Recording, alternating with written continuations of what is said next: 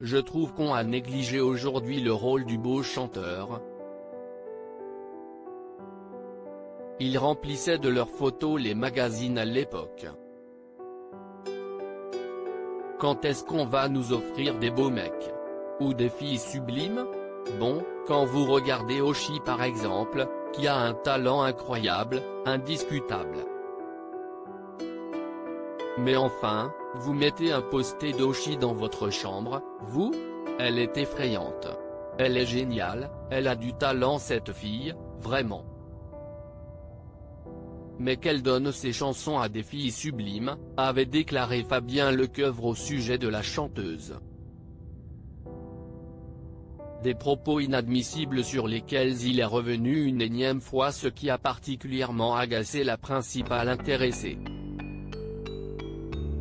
Mais qu'on lui foute la paix une bonne fois pour toutes. Alors qu'elle a été attaquée gratuitement, le mieux serait à présent de ne plus évoquer l'affaire, de ne pas associer l'artiste à cette bêtise. Oshi ne demande en tout cas pas mieux, comme elle l'a fait savoir en story de son compte Instagram, le 20 octobre 2021.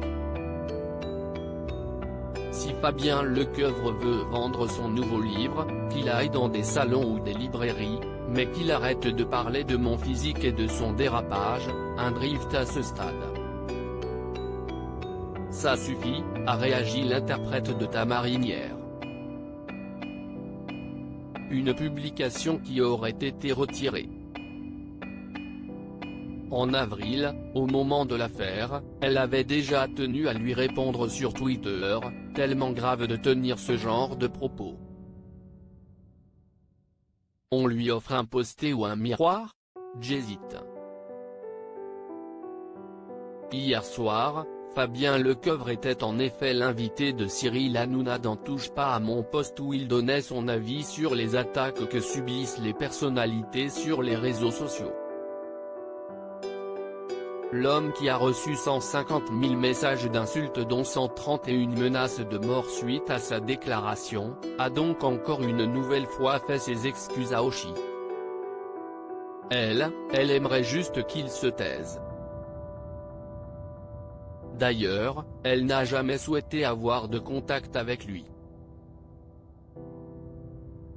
J'ai appelé son attaché de presse, je n'ai pas son adresse. J'ai essayé de la contacter mais sa compagne est aussi sa manageuse et elle fait blocus, a-t-il déclaré hier avant que Cyril Hanouna ne propose de l'aider à trouver l'adresse de la chanteuse. Qui, elle, ne veut plus entendre parler de Fabien Lecoeuvre.